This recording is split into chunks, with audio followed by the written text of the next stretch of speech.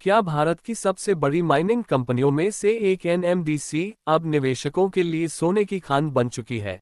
क्योंकि एक तरफ दुनिया में स्टील सेक्टर पर दबाव है, मार्जिन गिर रहे हैं, लेकिन दूसरी तरफ एनएमडीसी ने ऐसा धमाका किया है जिसने शेयर बाजार को चौंका दिया है। जी हां, मुनाफा 36% उछल गया, कमाई 11,000 करोड़ के पार पहुंच गई और अब कंपनी ने डिविडेंड का भी ऐलान कर दिया है। लेकिन कहानी में ट्विस्ट ये है कि इतनी कमाई के बावजूद कंपनी का मार्जिन गिर गया। आखिर क्यों, और आगे निवेशकों के लिए इसमें मौका है या खतरा? चलिए समझते हैं। इस समय पूरी दुनिया में स्टील और मेटल सेक्टर पर दबाव बना हुआ है। कच्चे माल की लागत बढ़ रही है, ग्लोबल डिमांड में उतार चढ़ाव है और कंपनियों के प्रॉफिट मार्जिन सिकुड़ रहे हैं। अब ऐसे माहौल में अगर किसी कंपनी की सेल्स तो बढ़े लेकिन मार्जिन गिर जाए तो निवेशकों की टेंशन बढ़ना तय है। एनएमडीसी के साथ भी कुछ ऐसा ही हुआ। कंपनी की कमाई और प्रॉफिट जोरदार बढ़े, लेकिन मार्जिन 29.3% से गिरकर 23.3% पर आ गया। यानी कमाई बढ़ी लेकिन खर्च भी तेजी से बढ़े। लेकिन अब सुनिए असली धमाका। जनवरी से मार्च 2026 तिमाही में एनएमडीसी का नेट प्रॉफिट 36% बढ़कर 2018 करोड़ रुपये पहुंच गया। इतना ही नहीं, कंपनी की कुल आय 62% की तगड़ी छलांग लगाकर 11,343 करोड़ रुपये हो गई।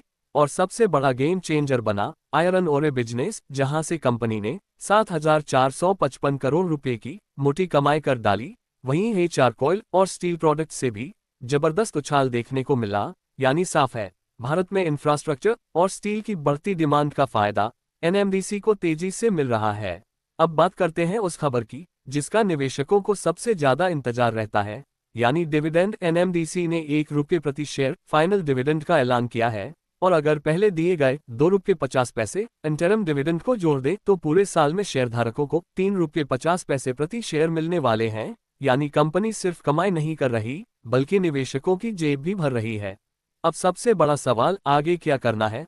अगर भारत में इंफ्रास्ट्रक्चर, रेलवे, रियल एस्टेट और स्टील की डिमांड ऐसे ही बढ़ती रही तो एनएमडीसी जैसी कंपनियों को बड़ा फायदा मिल सकता है।